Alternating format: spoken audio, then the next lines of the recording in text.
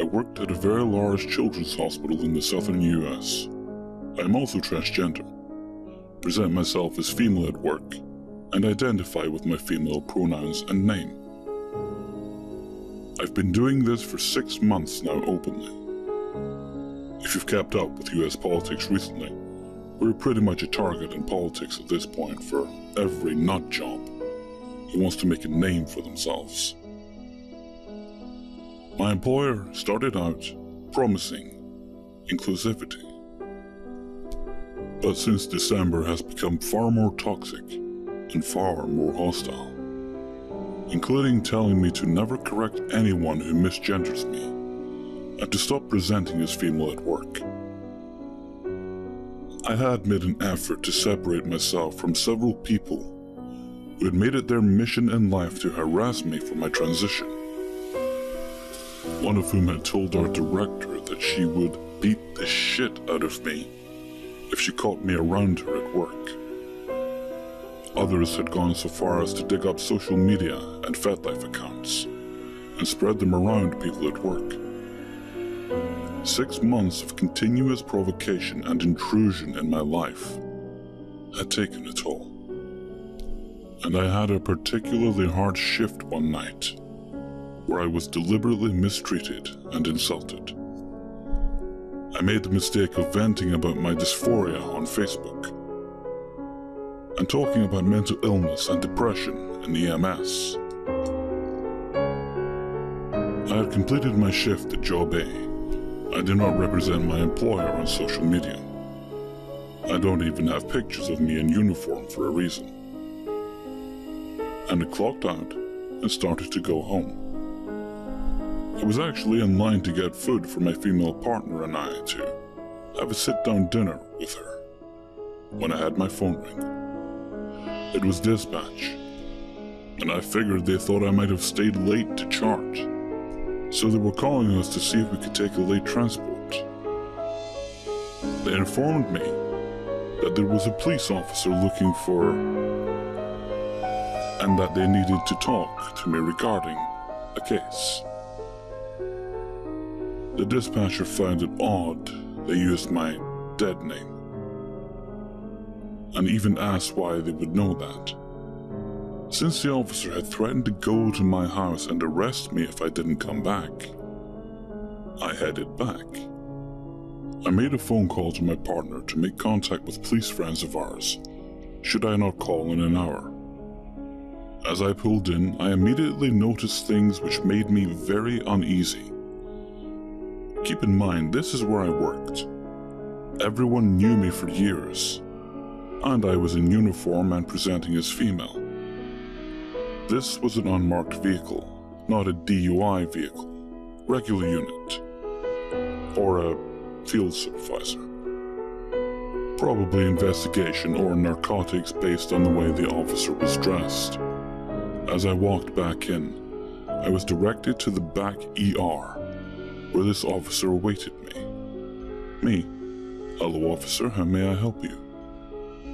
Him. Are you... My dead name I never go by. Not even my legal name. Me. Yes, I'm... Real name? How can I help you? Him. Is there someplace private we can talk? Instant red flag, he wants to isolate me. Me, sure, let's go out here. Out of the patient care area I work in, so that we don't cause a scene in front of patients and family. I stopped at the elevator. It was a public area, well-traveled, and with a camera. I wanted a witness to what I felt was about to happen. Me. May I ask what this is about?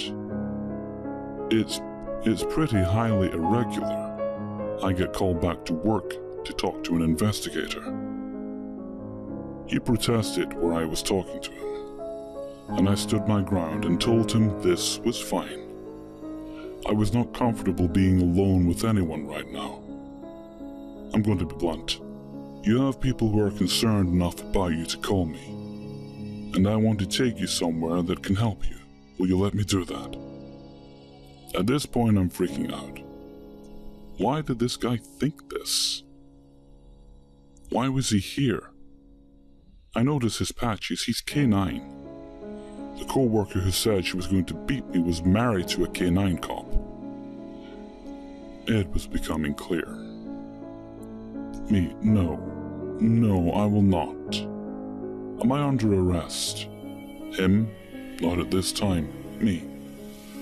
Then I'm exercising my Fourth Amendment right to walk away. This conversation is over. Bye. I turn to move around him. He steps in front of me and puts his hand on his gun. If you try to leave, I'm arresting you and having you involuntarily committed. I can't guarantee you aren't going to kill yourself. I stopped. I actually laughed. Really? This was happening. Let me start by saying the threat of being sent to our local mental health center for clearance is terrifying enough to me as a trans woman. There are very well-known horror stories about being stripped of dignity, dehumanized, having gender identity invalidated, and someone attempting to convince him he was insane at clearance because of dysphoria. All of the horror stories, feelings of violent threats and poor care, all of that came rushing into me. It was clear now what was going on.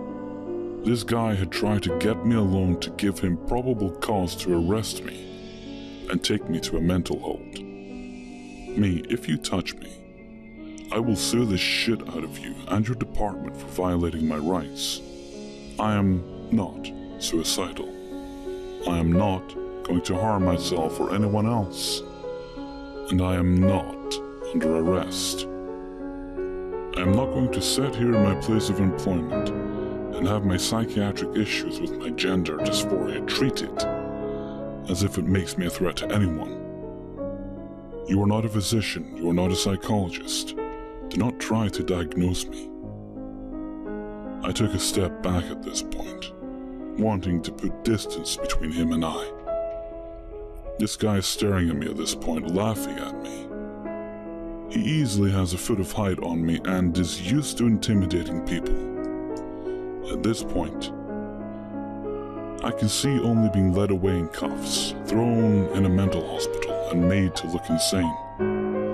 I'm terrified. And, well, if you just admit that you need help for how you feel, I can take you to people and resources that can help. Why won't you just come with me? He's laughing at me at this point, sing-songing. There are people starting to watch us, thankfully. Patience and security.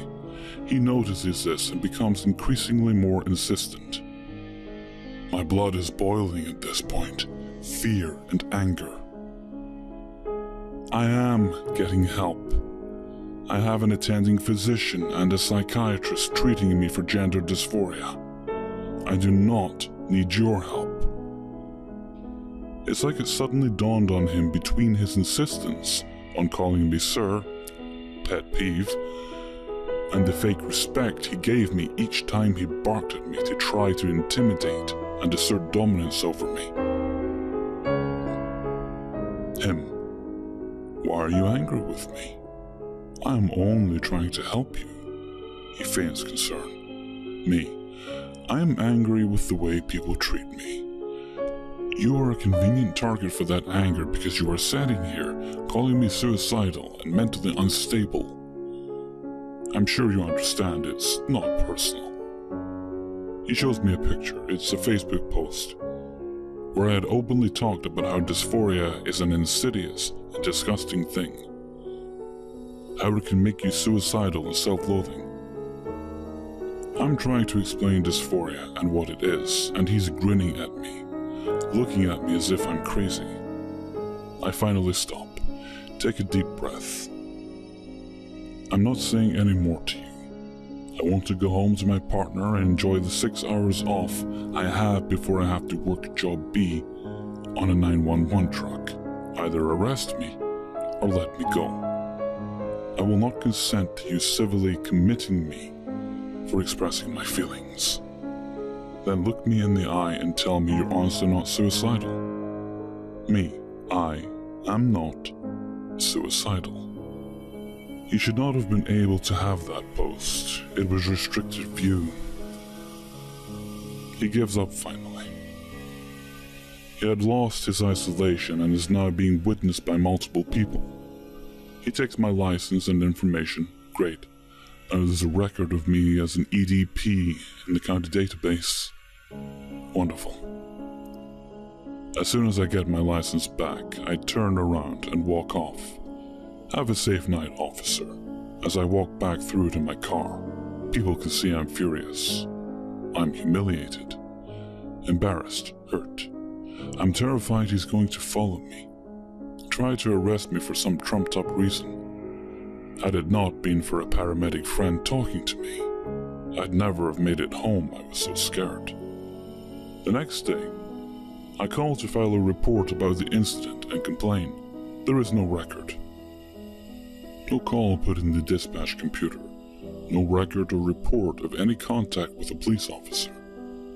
He had done this as a personal favor to another K9 cop, completely off the record.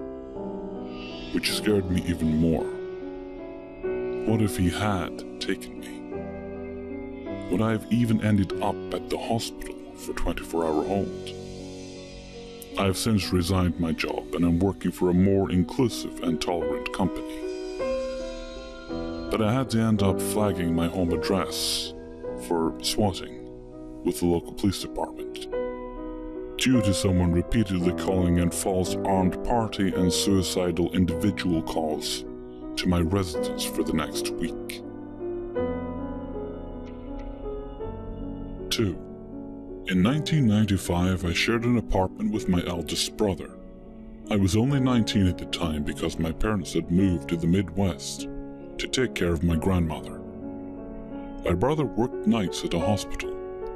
Being his first job in a hospital, he often would try to pick up extra shifts to make more money, so he was rarely home. Being his little sister, I felt like I lived with my dad, and he often kept tabs on me and made sure I was safe, etc.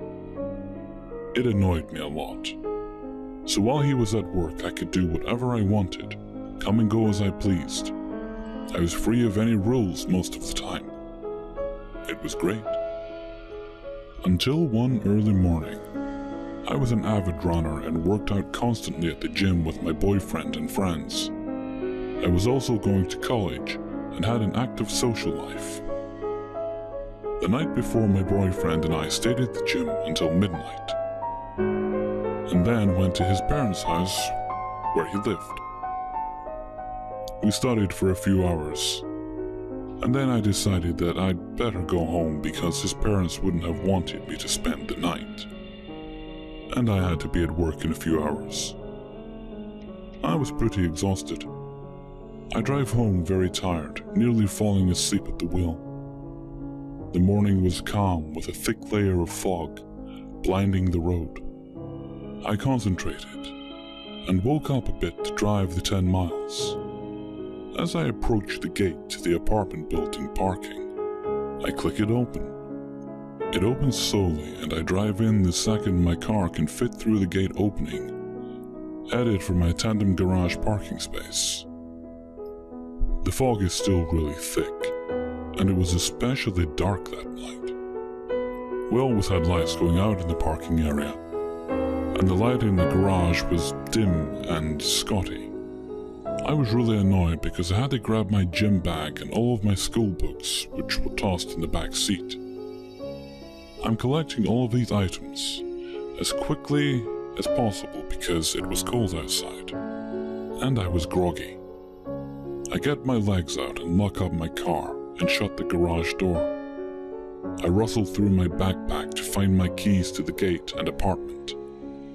As I am getting them out, I drop them to the ground, losing the hold on my backpack. I say something like, "Shit," and pick it up. At the time, I hear some shuffling near the building as I'm slowly approaching. I didn't think much of it because it's an apartment and people are coming and going, as they do in big complexes. I have the key ready to unlock the security door.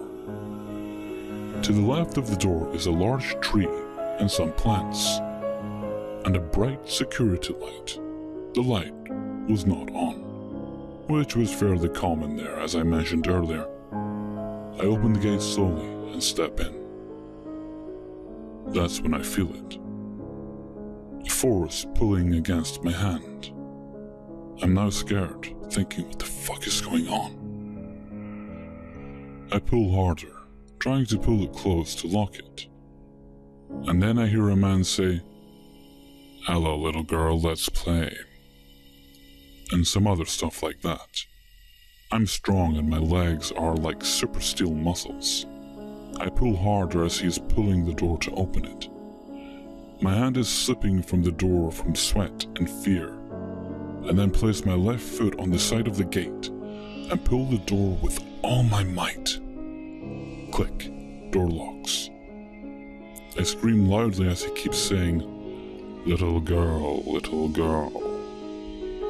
I can barely see through, but he is stark naked. I scream loudly at this point and run like hell to my apartment. I call 911 right away, and they send a police car. They check around, and in my garage, and find nothing. A couple hours later, after not sleeping, I just wanted to go to work to get away from that apartment. I go cautiously to my car, carrying a knife on my side. I get in safely and start driving the 5 minutes to work. As I'm driving, I see him. The guy. I could tell it was him because of the blonde hair and the wrinkles I remember seeing through the security door. He was hanging out on a lawn in front of a church, just sitting there. As I drove by, he made contact with me when I showed to take a second look. I freaked out and kept on my way. I told my boss when I got to work, but didn't call the police. I really should have, but I was young and dumb. I then found out from the apartment manager that the lights didn't have an electrical problem, but that someone kept knocking the lights out, breaking them repeatedly. I can only imagine how many times that man watched me come and go during the late nights and early mornings. 3.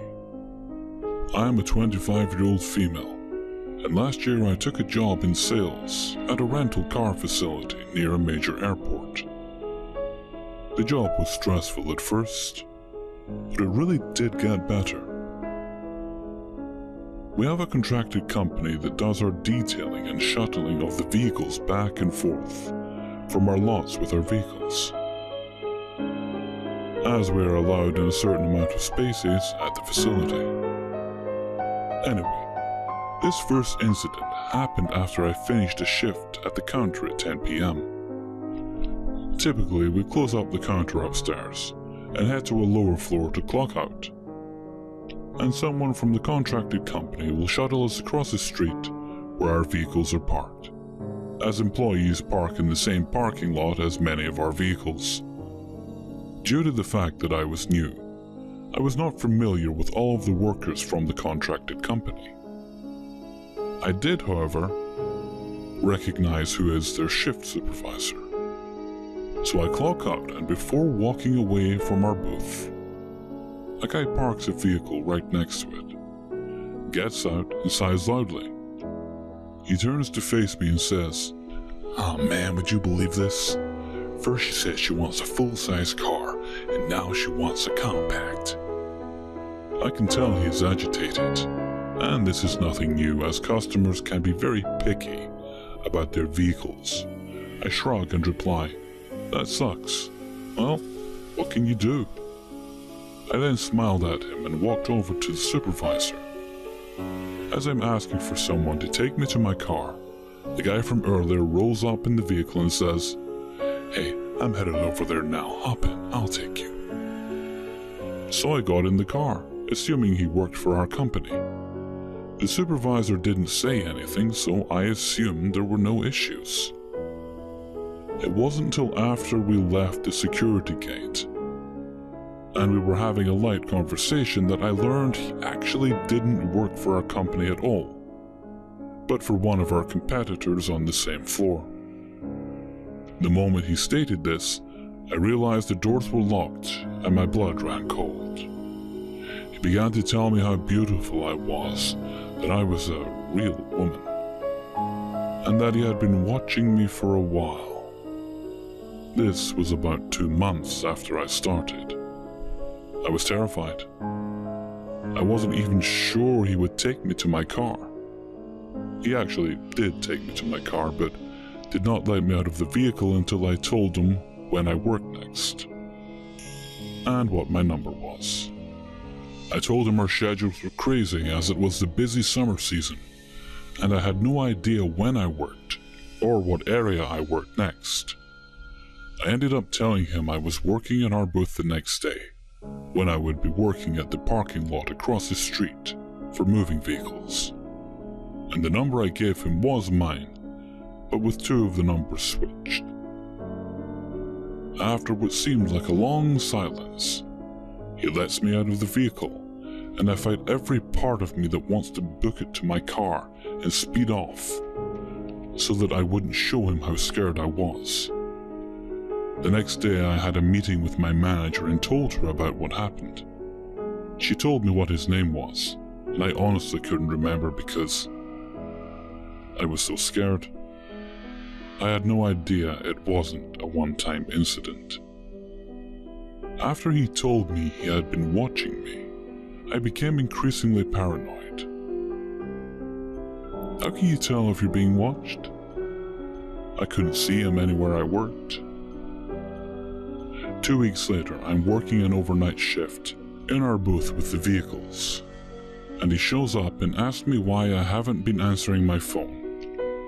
I told him I had started dating a guy. True. And that I shouldn't be talking to other guys because of it. He tells me that I'm not married, so it shouldn't be a big deal.